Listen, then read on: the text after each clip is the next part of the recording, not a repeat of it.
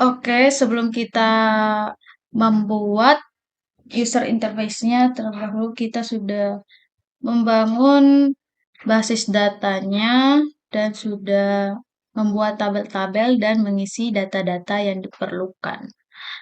Jadi, pertama kita aktifkan dulu examnya. Kita klik di exam, lalu kita aktifkan Apache dan MySQL. Kita klik admin, lalu kita masuk eh, untuk database yang kita buat itu namanya Sigma Hospital. Nah, di sini saya sudah membuat tabel-tabelnya dan juga sudah mengisi. Jadi mari kita bahas satu-satu.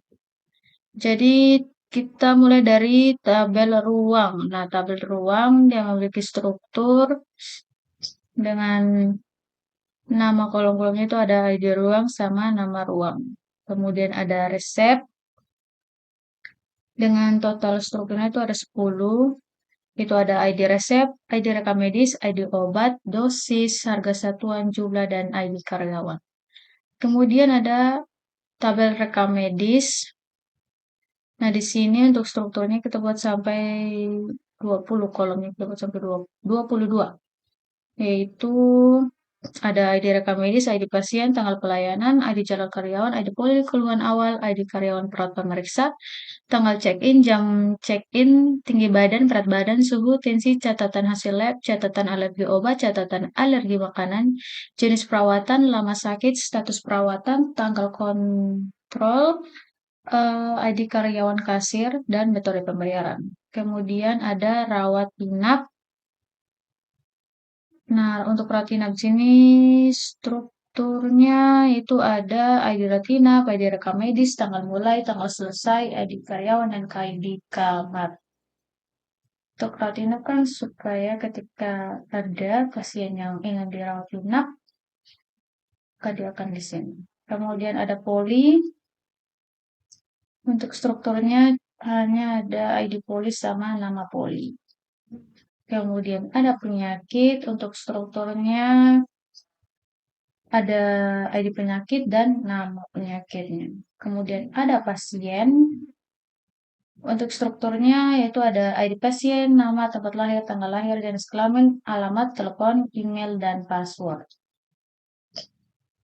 Kemudian ada tabel obat. Untuk strukturnya itu ada ID obat, barcode, nama obat, harga satuan, wujud, dan ketersediaan. Kemudian tabel keahlian dokter yaitu ada ID keahlian, nama, dan biaya. Kemudian tabel karyawan.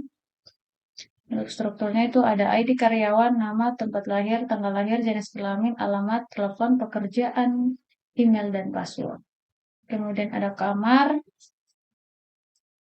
Untuk strukturnya itu ada ID kamar, nama, kelas, dan harga. Untuk jadwal karyawan, strukturnya ada ID jadwal karyawan, ID ruang, hari, jam mulai, jam selesai, dan status ketersediaan. Kemudian ada dokter poli, yaitu untuk strukturnya ID dokter poli, ID poli, dan ID karyawan.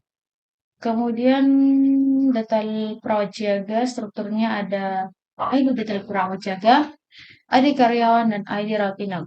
Kemudian ada tabel detail penyakit, yaitu strukturnya ID detail penyakit, ID rekam medis, ID penyakit. Kemudian ada tabel detail keahlian dokter. Untuk strukturnya itu ada ID detail keahlian, ID karyawan, dan ID keahlian. ID karyawan sini ID ke karyawan dokter. Untuk kemudian ada tabel cek kebersihan ruangan.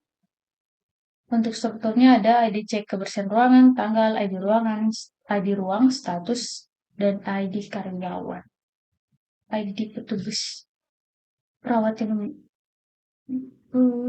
kemudian ada tabel cek kebersihan kamar yaitu strukturnya ID cek kebersihan kamar, tanggal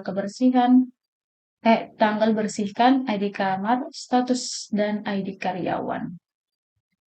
Nah, untuk ruang dan kamar ini berbeda karena kalau ruang itu ada ruang untuk operasi, ada ruang untuk UGD, ICU, ruang operasi, ruang perawatan, atau ruang klinik rawat jalan.